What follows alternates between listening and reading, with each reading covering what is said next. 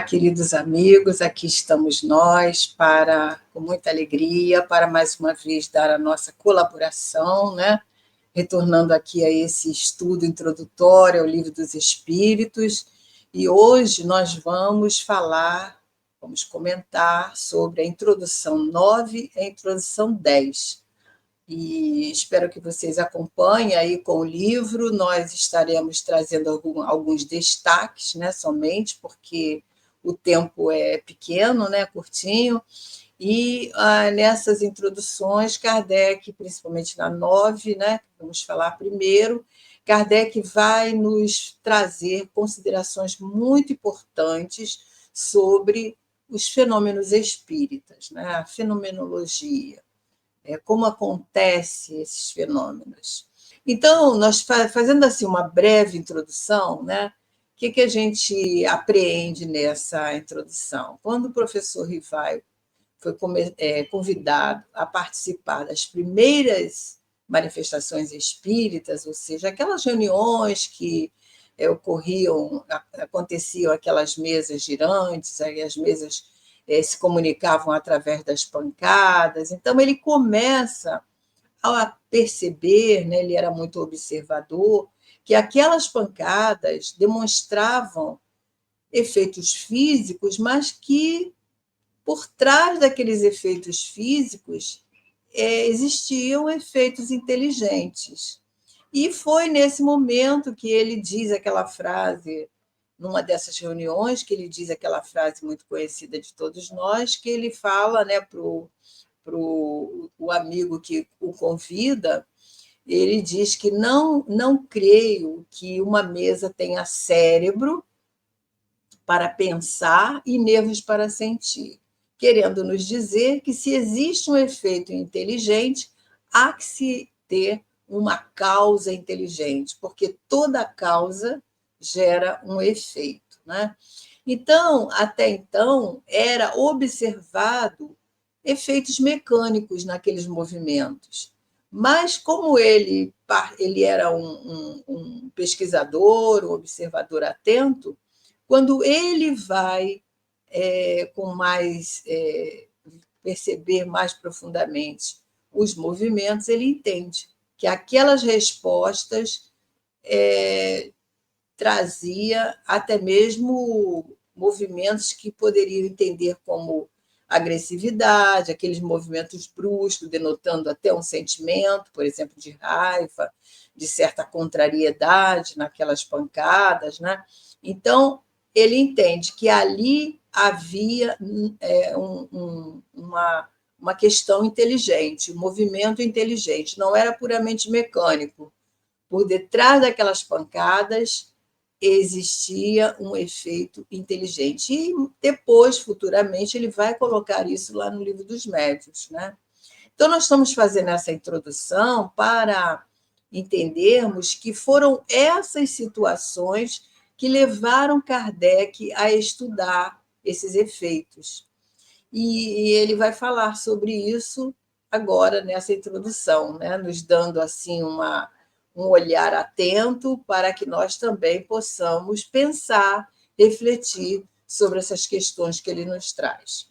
Então, nós preparamos um PowerPoint para ficar menos monótono, né? E vocês acompanharem aí com o livro os trechinhos que nós retiramos das duas introduções, tá?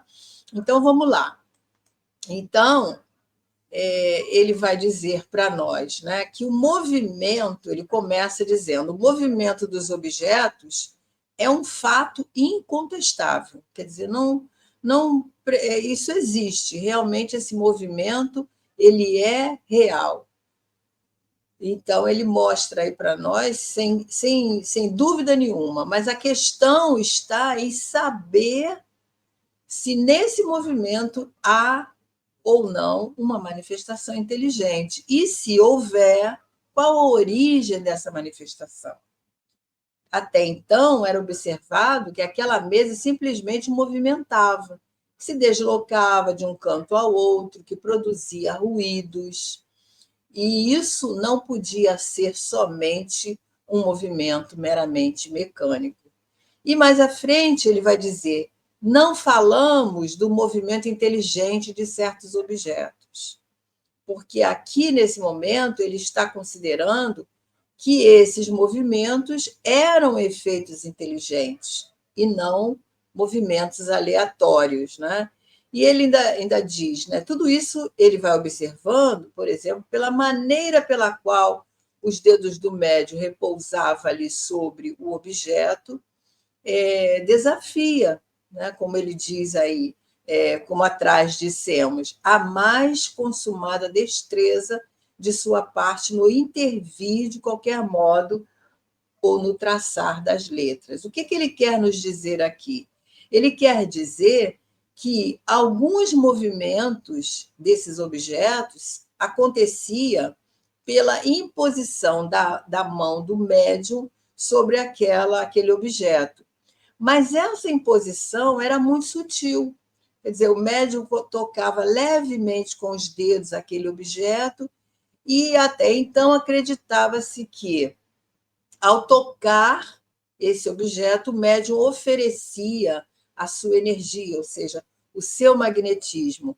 E esse magnetismo poderia mover aquele objeto.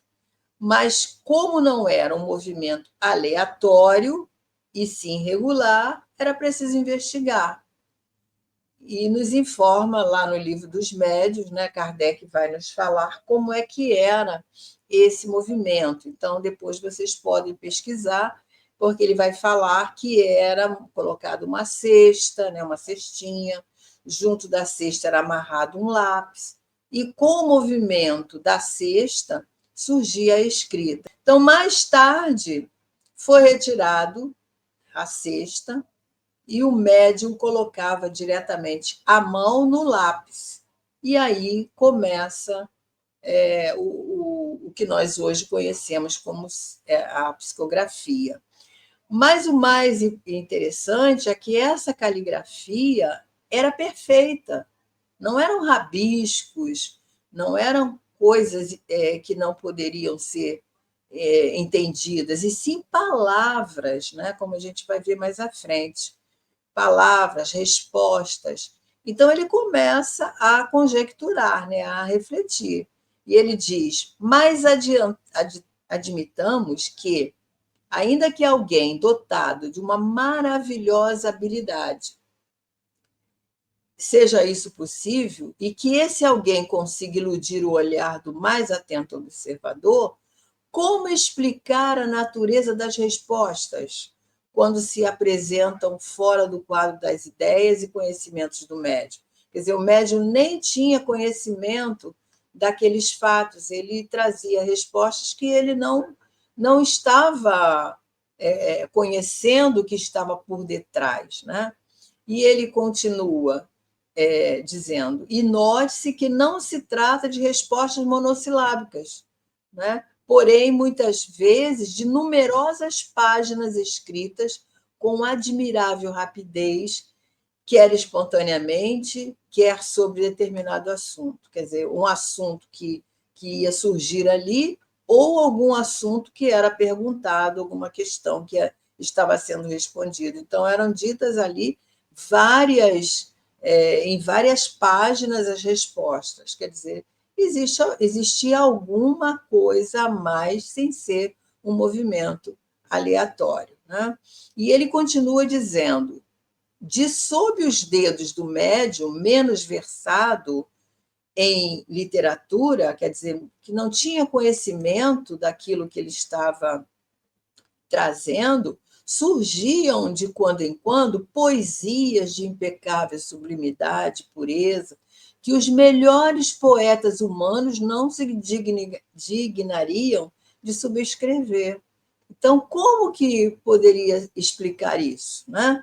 E aqui é importante entender que Kardec não está analisando propriamente o fenômeno, porque ele inicia essas considerações dizendo que isso era incontestável, esse fenômeno do movimento era incontestável, mas sim o meio, ou seja, como que acontecia aquela comunicação, demonstrando tanto conteúdo, né? E como ele nos fala acima, né, como explicar a natureza dessas respostas quando se apresenta ali fora do quadro do conhecimento do médium. Então, continuando aqui, mas ele queria saber, ele queria estudar a gênese desses fenômenos, né? Então, ele vai continuar os seus questionamentos. São eles reais ou não? São esses que comunicam ali? Será que eles existem mesmo ou não? E para essa pergunta, ele diz: temos uma resposta, vede e observai. Não vos faltarão ocasiões de fazê-lo, mas, sobretudo, observai repetidamente por longo tempo, de acordo com as condições exigidas.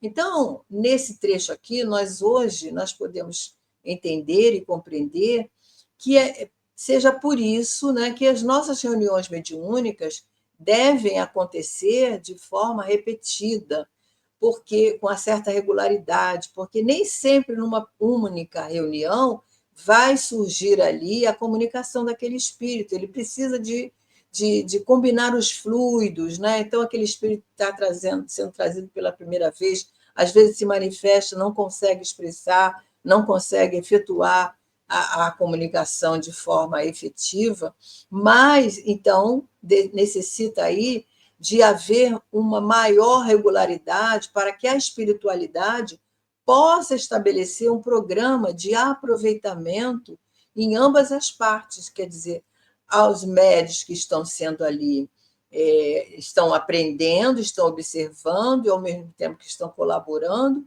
e para também o aproveitamento desses espíritos que são trazidos nas reuniões, para serem esclarecidos, para serem ouvidos os seus dramas, para serem orientados. Então, é todo um trabalho de abnegação, de dedicação, de frequência, né? Isso é muito importante. Que, na verdade, a gente sabe que as nossas reuniões mediúnicas elas têm uma coordenação espiritual. Não é só no plano físico que acontece, é os dois planos, a comunicação entre os dois planos, né? A comunicabilidade entre os espíritos. E André Luiz vai explicar isso um pouco mais lá no livro Desobsessão, que também é uma fonte que podemos recorrer, onde ele vai nos dizer sobre a seriedade das reuniões, sobre a responsabilidade do médium que participa, que passa a compreender o compromisso que ele está assumindo junto da espiritualidade presente em cada reunião. É um trabalho de abnegação, um trabalho de dedicação e de grande responsabilidade para nós médiuns, né? Daí a necessidade do estudo, que foi observado na introdução 8, que foi estudado, né, anteriormente a essa. E quando nós assumimos a tarefa da educação mediúnica, nós estamos aceitando o compromisso de assiduidade, de comprometimento, né? De aprimoramento moral, principalmente para nós, né? Porque a mediunidade não, a importância da mediunidade não é só a comunicabilidade entre os espíritos, mas o aprendizado que esses espíritos nos oferecem para a nossa autoevangelização. Por isso, nós temos primeiro que estudar, para antes de participarmos das reuniões mediúnicas, nós precisamos estudar para compreender bem os aspectos que envolvem a tarefa mediúnica. E ele se coloca, então, à disposição da espiritualidade, né? Para essa frequência, para esse estar sempre se aprimorando, buscando cada dia estar melhor para cumprir, certamente, com a sua parte, né? E continuando, então, ele vai dizer que responde, ele continua as suas conjecturas, né? Que respondem a essa evidência os antagonistas? O que é que falam sobre essas reuniões, aqueles que querem encontrar brechas para críticas, para dizer que aquilo não é verdade, né? Então ele diz: sois, dizem eles, vítimas do charlatanismo ou joguete de uma ilusão. E ele continua: a isso replicaremos primeiramente que a palavra charlatanismo não cabe onde não há lucro. Então, ele vem confirmar para nós que aqueles que são charlatões não querem fazer nada de graça, né? Eles têm o interesse do lucro. Mas, nesse caso, no caso dessas reuniões, a essa época, não havia ali lucro nenhum. O interesse daquelas pessoas que participavam era obter respostas, era travar uma comunicação entre o mundo físico e o mundo espiritual. E ninguém estava pagando nem esperando receber nada em troca. Era mesmo uma travar uma comunicabilidade, né, entre essas com essas inteligências que até então não se sabia muito pouco, né?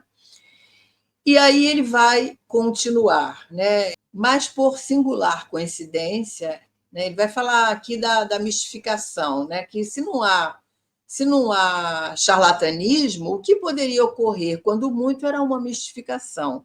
Então ele diz: mas por que singular coincidência esses mistificadores se achariam acordes, quer dizer, opiniões idênticas, né, de um extremo ao outro do mundo, para proceder do mesmo modo, produzir os mesmos efeitos e dar sobre os mesmos assuntos, em línguas diversas, respostas idênticas, senão quanto à forma, pelo menos quanto ao sentido. Então, o que ele nos leva a refletir?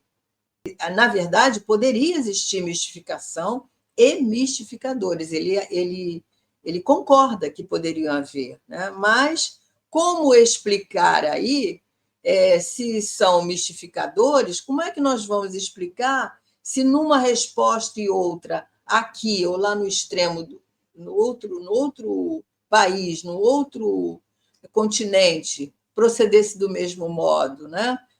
Trazendo assuntos em línguas, idiomas diversos, com respostas idênticas, né? Em relação à forma, em relação, se não fosse a forma de falar, o sentido, a essência.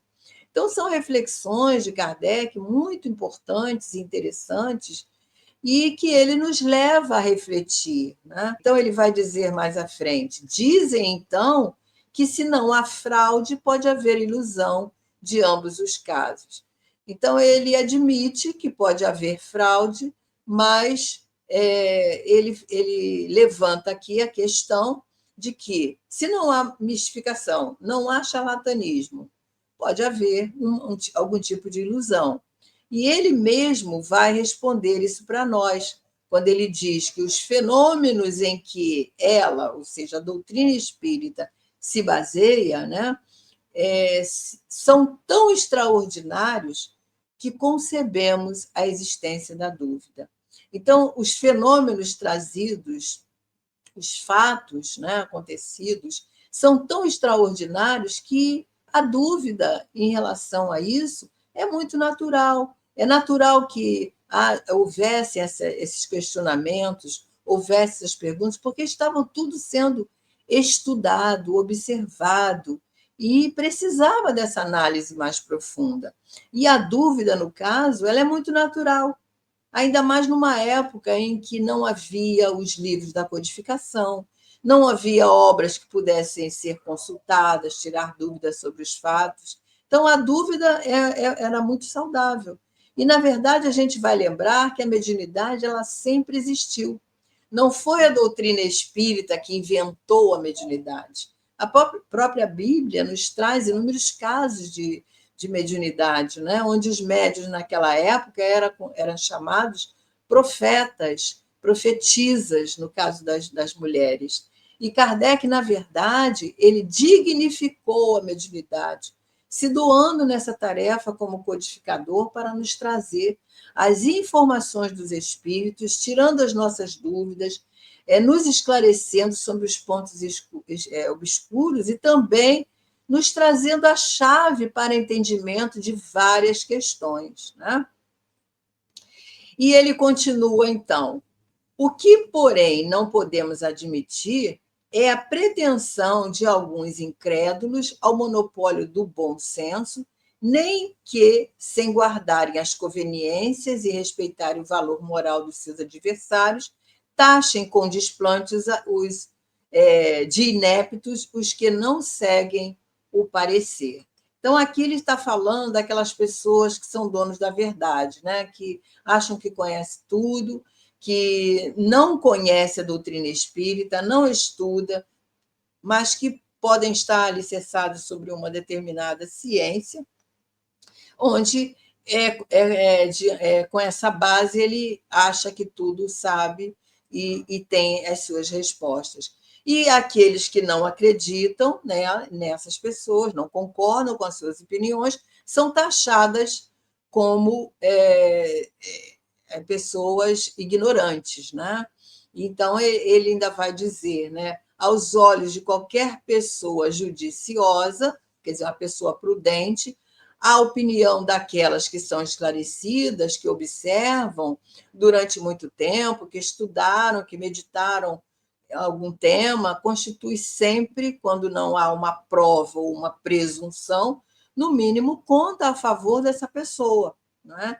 Então, é importante, e a gente sabe que dentro desse âmbito houve muitos homens, pessoas sérias, né, que se dedicaram a estudar, que debruçaram sobre alguns temas específicos, né, pessoas que muitos não eram espíritas, eram pesquisadores, e nos nossos dias continuam aqueles que se debruçam para aprofundar determinado assunto, e nós temos que respeitar, então, a opinião dessas pessoas que assim trabalham. Né?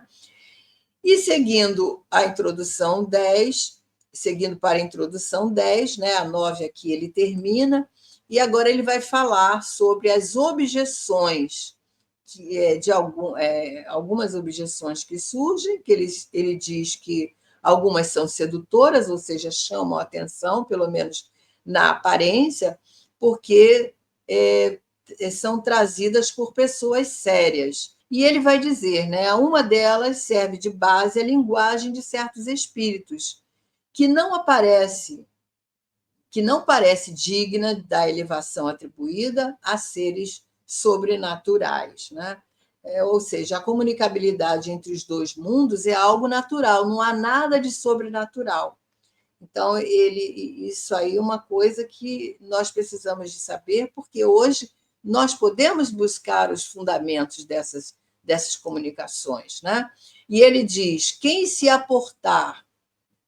reportar ao resumo da doutrina acima apresentado, verá que os próprios espíritos nos ensinam a não haver nada entre eles de igualdade de conhecimento, não haver entre eles igualdade de conhecimento, nem qualidades morais, e que não se deve tomar ao pé da letra tudo quanto diz, ou seja, cada um de nós somos individualidades. Os espíritos desencarnados continuam sendo individualidades. Então, há diferença na forma de falar, há diferença na forma de expor determinado assunto, e não é por ser os espíritos que dizem que nós vamos levar tudo ao pé da letra. Então, é preciso analisar, é preciso observar, porque os espíritos são os mesmos homens que viveram na Terra, ou seja, continuam sendo da mesma forma, trazendo as suas dificuldades ou as suas conquistas morais, mas não se tornaram santos, né? Então, ele diz aqui: as pessoas sensatas incumbe separar o bom do mal. Indubitavelmente, os que desse fato deduzem que só se comunicam conosco seres malfazejos, cuja única ocupação consiste em nos mistificar. Não conhecem, quer dizer, esses não conhecem as comunicações que se recebem nas reuniões, onde só se manifestam espíritos superiores, do contrário, assim não pensariam.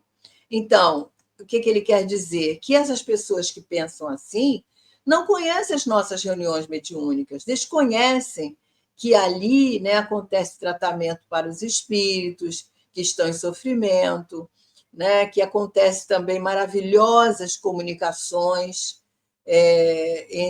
de espíritos de escola que nos trazem coragem, que enche o nosso coração de êmulo, de fortalecimento para a nossa caminhada. Então, os médiuns não são criaturas especiais. Muito pelo contrário, são criaturas comprometidas com a lei de Deus, mas que estão nessa tarefa, se reabilitando também dessa maneira, com as suas dores, com os seus conflitos, e muitos enfrentam grandes provas. E são exigidos desses médios grandes testemunhos, né? Então, ele continua dizendo: poder-se-ia, quando muito, deduzir daí a solidez dos princípios dessas pessoas, que não é bastante forte para preservá-las do mal, e que, achando certo prazer em lhes satisfazerem a curiosidade, os maus espíritos disso se aproveitam para se aproximar delas, enquanto os bons se afastam. Então, ele vem nos chamando a atenção que esses que assim agem, eles estão movidos pela curiosidade do fenômeno. Então, ao mesmo tempo, eles estão abrindo brechas, abrindo portas para que espíritos frívolos possam estar aproveitando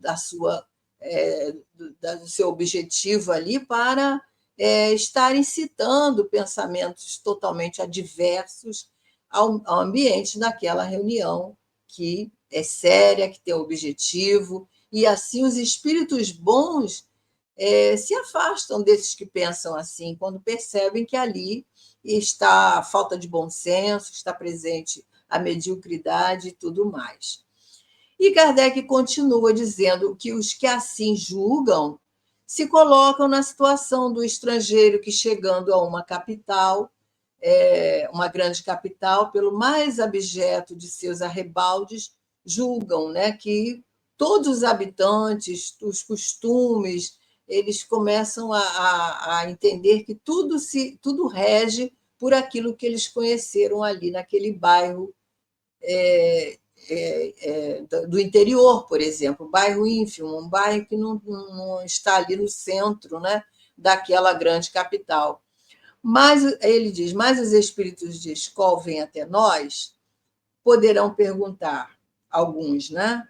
E Kardec responde: não fiqueis no subúrbio, ou seja, não fique só na superfície, vede, observais e julgareis os fatos que aí estão para todo mundo.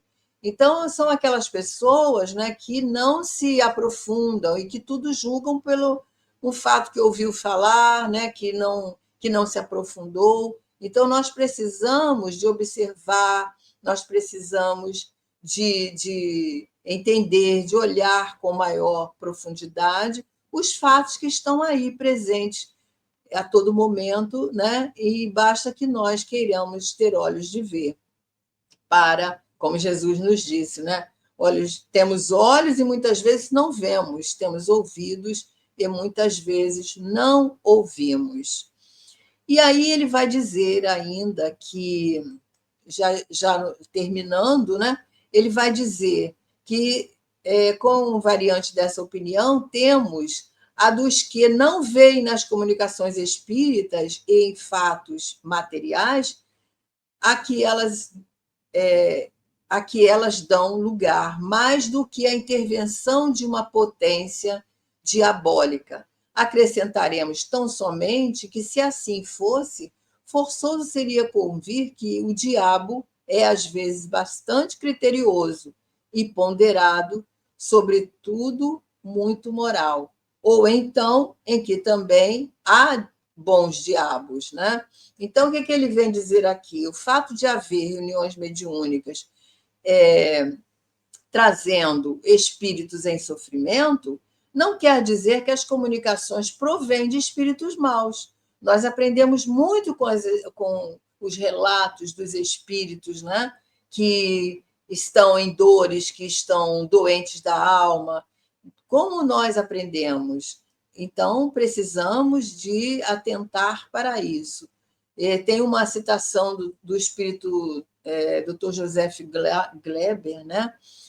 que nos diz que felizes daqueles que aprendem com os exemplos alheios. Então, nessas comunicações de dor, de sofrimento, há algo ali muito importante que nós precisamos de aprender, tirar lições para a nossa vida, né? E aí ele diz, efetivamente, como acreditar que Deus só ao espírito do mal permita que se manifeste para perder-nos, sem nos dar por contrapeso os conselhos dos espíritos bons? Se ele não pode fazer, não é onipotente. Se pode, não o faz. Então, desmente a sua bondade. Então, se Deus não permitisse que os bons espíritos viessem se comunicar conosco também, Deus estaria negando a sua bondade, a sua sabedoria suprema, porque Deus tem essa bondade, é bondade divina, né? E já terminando, Kardec vai concluindo, dizendo para nós que admitir a comunicação dos maus espíritos é reconhecer o princípio das manifestações. Então, aquele que já admite isso já está bom, porque pelo menos ele já está entendendo que há vida após a morte, que a vida continua, né? Que o espírito existe após a morte, ele resiste à morte física. Então, ele conclui que essa doutrina que assim pensa é contrária às mais simples noções do bom senso e da religião. Então, a gente vê, né, que quando essa afirmação está presente dentro de um entendimento, nós vamos entender que esse pensamento é totalmente contrário, sobretudo, aos fundamentos da doutrina espírita, a todo o ensinamento que a doutrina espírita nos passa, né? E assim, queridos irmãos, nós terminamos a conclusão 9 e 10, né? Fiquem com Deus. Obrigada a todos pela atenção e até mais, se Deus quiser.